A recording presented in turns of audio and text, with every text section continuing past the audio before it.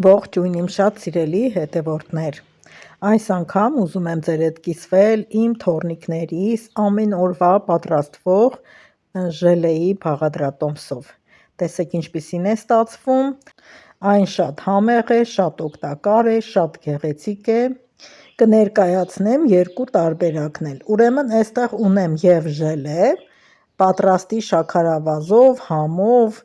այն մյուսը ժելատինն է, միայն ժելեի հումքը։ Այս դեղցի համով ժելեի վրա արդեն նշված է ինչպես են պատրաստում, բայց այստեղ նշված է 250 մլ ջուր, եռման ջուր պետք է լցնենք, բայց ես իմանալով, որ այն մասսան այդ 250 մլ ջրի համար շատ է, լցնում եմ 200 մլ, բայց պետք է նշեմ, որ դա էլ էր թույլ, դա գդալով ուտելու ժելեի համար էր, ես պատրաստեցի և այն շատ թույլ ստացվեց, կաղապարներից դուրս չեկավ, եթե ուզում եք ավելի պինդ լինի, գոնե պետք է լցնեք 150 մլ եռման ջուր, լցնում ենք ու խառնում, ուրիշ ոչինչ չենք անում, ոչ գույն, ոչ շաքարավազ, կարող եք այսպես մրգեր դնել, ես պատառաքաղով սեղմում եմ, որպեսզի այդ մորիների մեջտեղն էլ ժելեն լցվի, որ լավ ստացվի։ Իսկ ժելատինը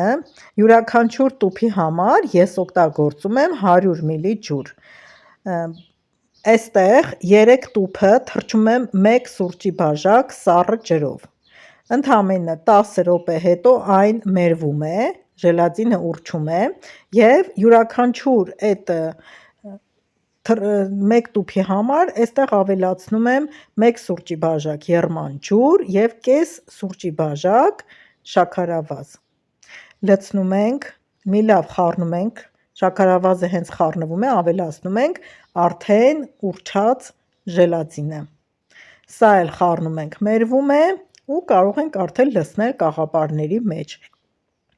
Այս չափաբաժինը սիրելիներս շատ հարմար է, այստեղ հիմա ուզում եմ մորիները երբ որ կաղապարից հանենք վերևի մասը լինեն, դրա համար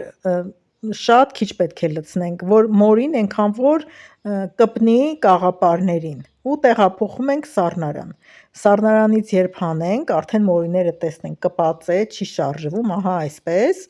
ապա կարող եք արդեն մնացածը լցնել, եթե թողած պատրաստի այս ժելեի զանգվածը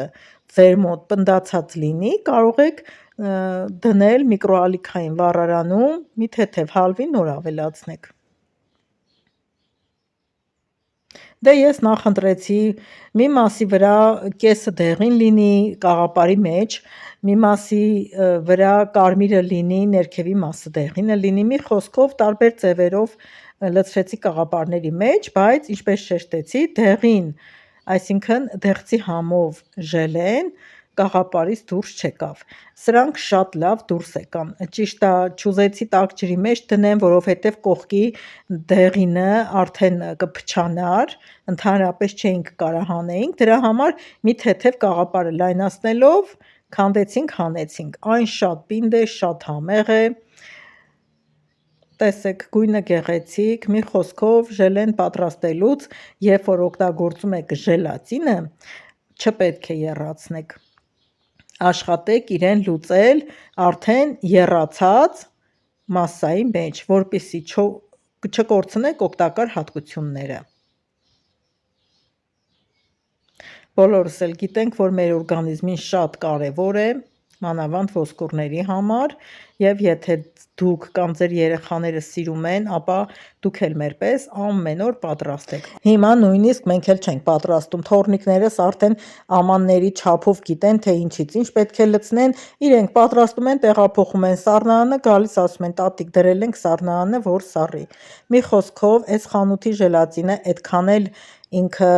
իրա բլումը բարձր չի, դրա համար 100 մլ ջրով ենք պատրաստում, իսկ եթե դուք գնեք 200 բլում կիլոգրամով ժելատինը, ապա այդ ժամանակ կարող եք օգտագործել 1 ճաշի գդալի համար 150-ից 200 մլ ջուր։